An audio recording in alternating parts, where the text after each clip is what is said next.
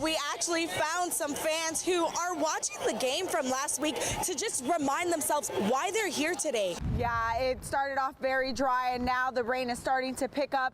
And not only is it starting to pick up, but the wind picks up at times, bringing that rain right into me, slamming it right into my face. When I arrived on scene, you just saw cars leaving in the opposite direction of Memorial Stadium. So when I walked up closer to the actual stadium, you saw school buses full of players evacuating, just leaving the stadium. Shannon, I've been out here all afternoon into the evening now, and we got here right after the tornado touchdown. And as you can see behind me, there is the electric company out here because of the down power lines, and people are without power out here, and they're working to get some of these power poles up off the ground. Those events don't kick off till later, but I feel like the celebration's already kicking off for homecoming weekend here at Savannah State because we've been here all morning. You can feel the spirit in the air. In less than a week, there has been 2 shootings here in the city market area. In the last incident in particular, a 15 and 16-year-old are now being charged with possession of a firearm. Locally owned 520 Tavern said it was business as usual until they walked out to their patio area and realized some of the things were missing. While their investigation continues, Jerome Blige, the father of Saudi Lee, says since June 24th, it has been nothing but sleepless nights for him as a parent. Court actually just wrapped up shortly after 5:30. We saw both teams leaving the courthouse with their evidence boxes. Both sides completed their opening statements before the state called their first witness to the stand, Ashton DeLoach. Let me ask you this. Did y'all throw the beer cans at the other car? No, sir. Did you yourself throw the beer cans? No, sir. Ashton DeLoach was the front seat passenger in the truck. The state also walked through a timeline of events with DeLoach. During cross-examination, defense questioned DeLoach's previous testimonies compared to today's.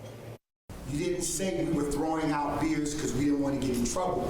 He asked specifically, did he throw a beer at this car? And your response was, it's possible, correct? Yes, sir. Different from what you testified to today, isn't it? I didn't pay attention to how he asked a question, though. Marvis, a lot was said, but both sides acknowledged that Haley and her friends did travel to Statesboro from Claxton. They also acknowledged that the teens were drinking and that Mark Wilson fired a gun that night. But defense did also bring up that Mark Wilson will likely testify in this case. That's right, Riley. I spoke to the family who says Timothy Lewis was at this grill right behind me when he was caught in the crossfire. The family, along with community members, are saying enough is enough. We're frustrated as a community. We're fed up as a community. Reverend Alan Maynor, an anti-gun violence activist, says crimes like this is happening all too often. Timothy Lewis's father, Willie, says someone gunned down his son on a day already close to the family's heart. That was the day that my wife passed away, his mother, and we had a balloon release, and he was cooking on that grill over there when everything went down.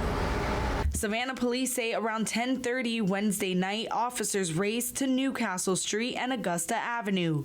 When they got there, they found Timothy on the ground. He got 3 kids, 2 boys and a girl. Just got back with them, and now he's gone. But I have news. That young man had a life. That young man was somebody. Neighbors say Lewis tried to make a difference in his community, opening businesses like a wing spot down the street from where he was killed. And now people are wondering when the violence will end.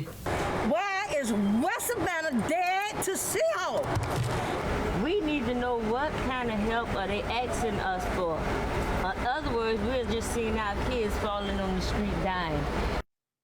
As of now, all we know is that he was transported to Memorial Medical Center where he died as a result of those gunshot wounds. And police are asking for anybody with any information to come forward as they're still investigating exactly what happened. Shannon, news of this deadly gator attack has neighbors and residents here at the Sun City neighborhood shocked. It is just absolutely horrible to think that such a tragedy could have occurred. I'm very, very sorry to hear that anybody was killed. That's dreadful. That's terrible. Monday morning, Beaufort County deputies say they found an alligator guarding a woman's body near a pond in the 55 and older community of Sun City. I think a lot of us have seen many alligators, and perhaps we've just become almost complacent.